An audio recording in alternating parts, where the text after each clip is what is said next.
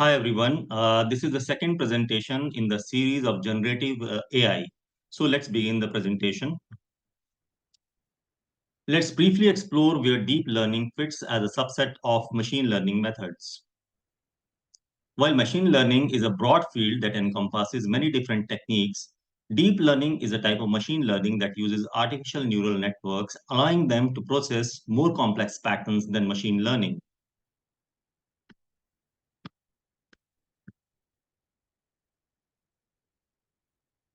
Deep learning is a subset of machine learning. And if you look at the diagram on the right, machine learning is on top, and you have supervised learning, unsupervised learning, reinforcement learning, and then deep learning under it. So deep learning is a subset of machine learning. Deep learning uses artificial neural networks, allowing them to process more complex patterns than traditional machine learning. Artificial neural networks are inspired by the human brain. Like your brain, they are made up of many interconnected nodes or neurons that can learn to perform tasks by processing data and making predictions. Deep learning models typically have many layers of neurons, which allows them to learn more complex patterns than traditional machine learning models. Neural networks can use both labeled and unlabeled data. This is called semi-supervised learning. In semi-supervised learning, a neural network is trained on a small amount of labeled data and a large amount of unlabeled data. This is a diagram of a neural network. Just like in our brain, you have neurons connecting different parts of brain. Here you have in the neural networks again. You see this is kind of a neuron network only. In the first layer is the input layer, then you see the hidden layer, and then the output layer. So this is very similar to the neuron network in our brain. The labeled data helps the neural networks to learn the basic concepts of the task, while the unlabeled data help neural network to generalize to new examples. Generative AI is a subset of deep learning. So we have machine learning, which includes deep learning, and under deep learning, you have generative AI. So now we finally get to where generative AI fits into this AI discipline. Generative AI is a subset of deep learning, which means it uses artificial neural networks, can process both labeled and unlabeled data using supervised, unsupervised, and semi-supervised methods. LLMs or large language models are also a subset of deep learning. Deep learning models or machine learning models in general can be divided into two types, generative and discriminative. So large language models are also a subset of deep learning. So a discriminative model is a type of model that is used to classify or predict labels for data points. Discriminative models are typically trained on on a data set of labeled points, and they learn the relationship between the features of the data points and the labels. Once a discriminative model is trained, it can be used to predict the label for new data points. A generative model generates new data instances based on a learned probability distribution of existing data. Deep learning model types, we've just seen that there are two types of deep learning models, discriminative and generative. So in the discriminative model is used to classify or predict, typically trained on data set of labeled data, and learns the relationship between the features of the data points and labels. And generative model generates new data that is similar to data it was trained on. Understands distribution of data and how likely a given example is predict next word in a sequence.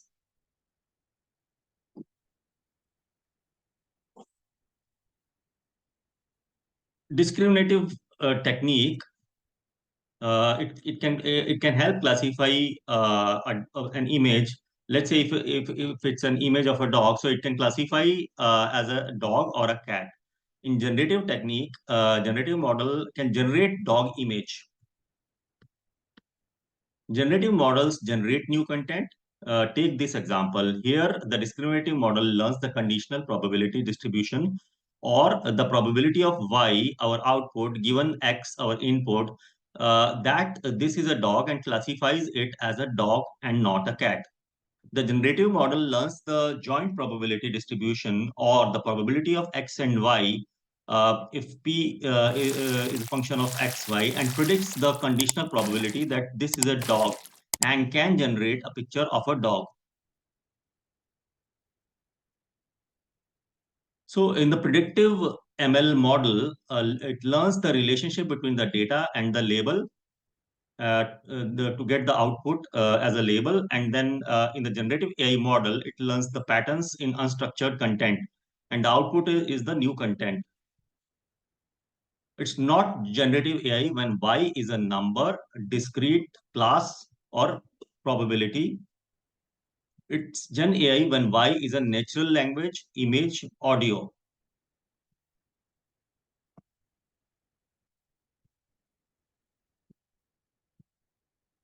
So, what if someone challenges you to a game of is it Gen AI or not? So we've got your back. This illustration shows a good way to distinguish between what is Gen AI and what is not. It is not Gen AI when the output or Y or label is a number or a class, for example, spam or not spam or a probability. It is Gen AI when the output is natural language like speech or text, audio or an image. Let's get a little mathy to really show the difference. Visualizing this mathematically would look like this. If you haven't seen for a while, the y is equal to fx equation calculates the dependent output of the process given different inputs. The y stands for model output. The f embodies the function used in the calculation or model, and x represents the output or input used for the formula.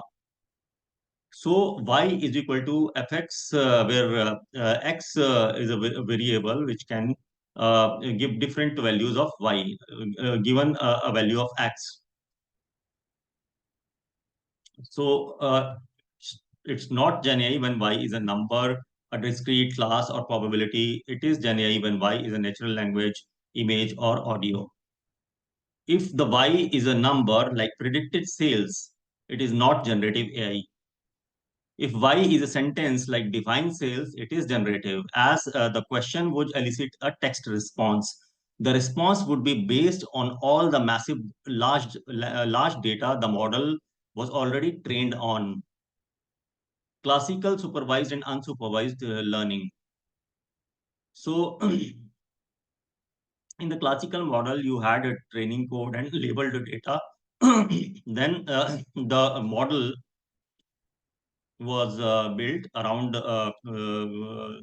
those, and it could predict or classify or cluster.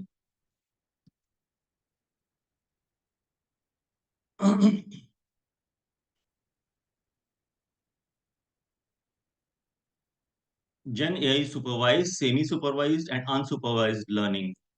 So here we see the training code, labeled data and unlabeled data is the foundation model. And then we have generate new content.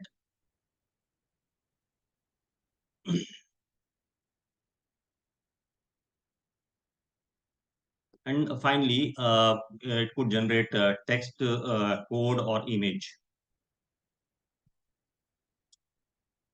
So, but we have come a long way from traditional programming to neural networks. So, generative models to generative models. In traditional programming, we used to have to hard code the rules for distinguishing a cat. In the wave of neural networks, we could give the neural network pictures of cats and dogs and ask, is this a cat? And it would predict a cat or not a cat. Uh, what's really cool is that in generative wave, we as users can generate our own content, whether it be text, images, video, or audio, or more. So what's really cool is that in the generative wave, we as users can generate our own content, whether it be text, images, audio, video, or more. For example, models like PALM or Pathway Language Model or Lambda or Language Model for dialogue applications ingest very large data from multiple sources across internet and build foundation language models we can use simply by asking a question, whether typing it into a prompt or verbally talking into the prompt itself. So when you ask it, what's a cat? It can give you everything it has learned about cats, about a cat.